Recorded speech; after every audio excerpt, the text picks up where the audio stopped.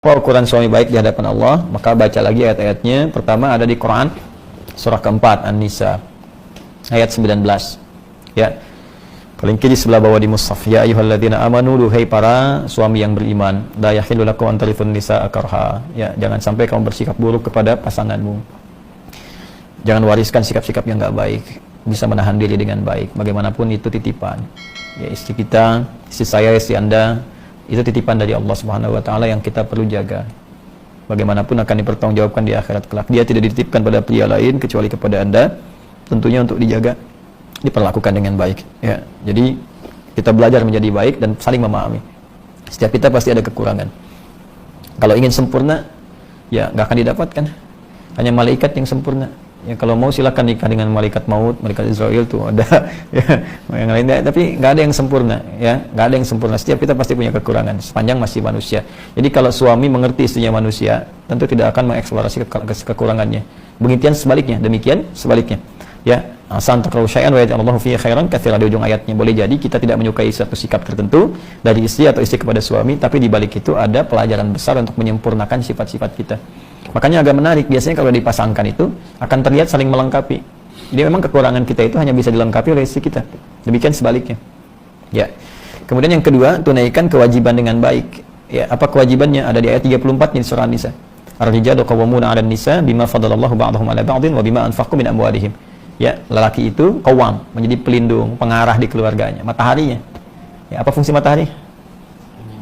Nyinari. Sinar itu kan kalau ada pakaian basah disinari kering kan, hangat, melindungi, maka lindungi.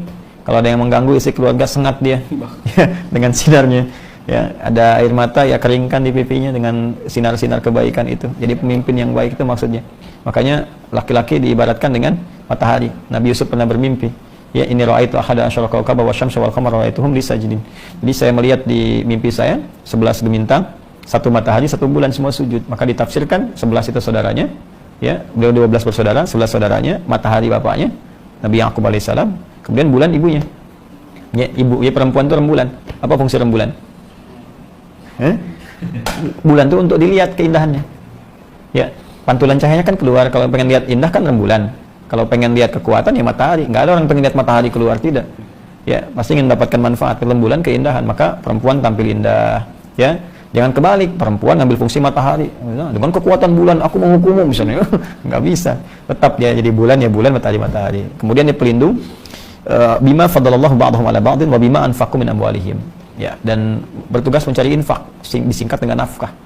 Kata Allah, saya sudah berikan perangkat mencari nafkah pada suami, bukan pada istri. Ya. Jadi nafkah itu beda dengan kerja biasa. Istri boleh kerja nggak?